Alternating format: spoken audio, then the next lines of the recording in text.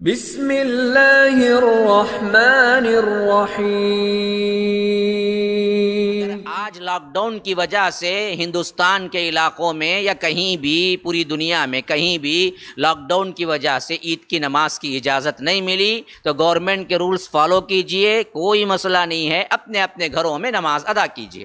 اب دوسرا مسئلہ ہے کہ کیسے ادا کریں۔ جیسے ہم عام نمازیں ظہر عصر مغرب پڑھا کرتے تھے گھر کے لوگوں کو جمع کر کے باجماعت، ویسے ادا کریں یا نہیں تو الگ سے الگ دو دو رکعت ادا کریں۔ تو اس مسئلے میں کیا ہے، علماء نے فتویٰ دیا ہے، خاص کر شیخ انیس الرحمن اعظمی رحمہ اللہ حافظہ اللہ نے بھی کہا ہے کہ اس کو باقاعدہ طور پر 4-5 لوگ جمع کر کے ادا کر سکتے ہیں، کوئی مضائقہ نہیں ہے۔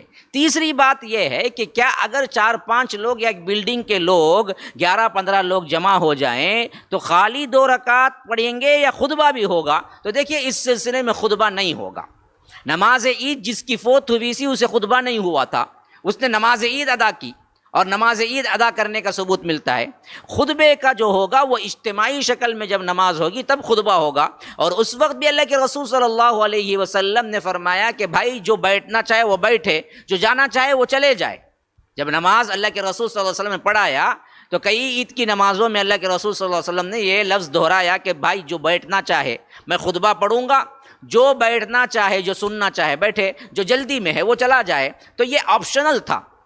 تو اس وقت لاک ڈاؤن کی پوزیشن میں جہاں ایک بلڈنگ ہے یا آ کر ایک عمارت ہے یا ایک آ کر کیا ہے کالونی ہے، گیٹڈ کالونی ہے، اب کہتے ہیں کہ ہم کیا ہیں جی 100 ہیں 50 ہیں یا آ کر ایسے ہیں تو ہم جمع کر کے نماز ادا کر لیں۔ نہیں، بہتر طریقہ یہ ہے کہ آپ نماز تو ادا کریں لیکن خطبے کے ساتھ کہ نہیں، نارمل نماز ادا کر لیں جیسے کہ آپ ظہر عصر مغرب ادا کرتے تھے۔ اچھا طریقہ کیا ہے؟ یہ 2 رکعت واجب نماز بعضوں کے پاس سنت موقدہ، بہتر ہے کہ واجب بھی قرار دیں کیونکہ کیا ہے اللہ کے رسول صلی اللہ علیہ وسلم نے کبھی نہیں چھوڑا۔ تو یہ 2 رکعت واجب نماز آپ 12 زائد تکبیرات کے ساتھ پڑھتے ہیں۔ 12 زائد تکبیرات کیسا پڑھنا ہے؟ عمومی طور پر جو ایک مشہور ہو گیا ہے کہ 3 ایک رکعت میں اور 3 ایک رکعت میں، جو کہ 6 زائد تکبیروں کے ساتھ احناف وغیرہ پڑھتے ہیں، اس کے کوئی خاص دلائل نہیں ملتے۔ 12 زائد تکبیروں کے ساتھ محدثین کے پاس خاصی ثقہ روایات ملتی ہیں۔ وہ 12 زائد تکبیرات کیسے؟ پہلی رکعت میں اللہ اکبر تکبیر تحریمہ باندھ لینے کے بعد 7 تکبیرات کہے جائیں، 7 تکبیرات وقفے سے اللہ اکبر اللہ اکبر۔ اب اس میں ہاتھ اٹھا کے باندھنا یا باندھے رکھنا دونوں جائز ہے۔ ہاتھ اٹھانا اور باندھے ہی رکھنا، مثلا آپ کیا ہے تکبیر تحریمہ کے لیے ہاتھ اٹھائے اللہ اکبر، ہو گیا تکبیر تحریمہ۔ اب عید کی نماز آپ پڑھ رہے ہیں، اب اس کے بعد 7 مرتبہ آپ کو تکبیر کہنا ہے، اللہ اکبر اللہ اکبر اللہ اکبر کہتے جا سکتے ہیں، کوئی مسئلہ نہیں۔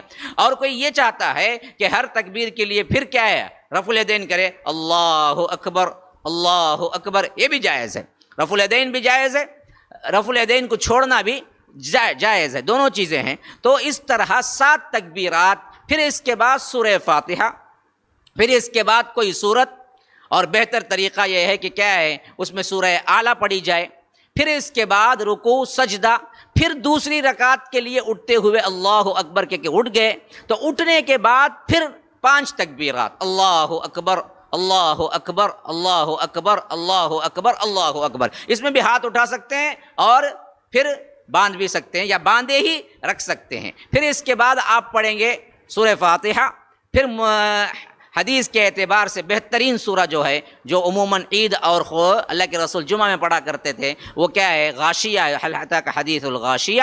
پھر اس کے بعد کیا ہے رکوع سجدے، اور اس کے بعد جس طرح آپ قاعدے میں بیٹھ کے سلام پھیرتے ہیں پھیر دیجئے۔ اگر کسی کو اعلیٰ اور هل اتاک حدیث الغاشیہ دونوں نہیں معلوم تو کوئی بھی سورت پڑھ سکتا ہے، یہ نہیں کہ وہی پڑھنا ہے، فرض نہیں ہے، بہرکیف سنت کا طریقہ یہ ہے۔ تو اس حیثیت سے آپ عید کی نماز ادا کر لیں گے، اور اس میں ترتیب بندی وہی ہوگی جو عام نمازوں میں ہوگی کہ بڑے لوگ ہیں تو کیا ہے سب بنا لیں گے امام کے پیچھے، پھر بچے، پھر عورتیں۔ اگر کہیں کیا ہے صرف میاں بیوی ادا کر رہے ہیں تو بیوی پیچھے کھڑی ہوگی اور سامنے مرد کھڑا ہوگا، اور اسی طرح عورتیں ہیں تو عورتیں بھی پیچھے کھڑی ہوں گی اور سامنے مرد کھڑا ہوگا۔ تو اس حیثیت سے عید الفطر کی یہ نماز ہم گھروں میں ادا کرنا چاہیے، جس کا ثبوت کتاب و سنت سے ملتا ہے۔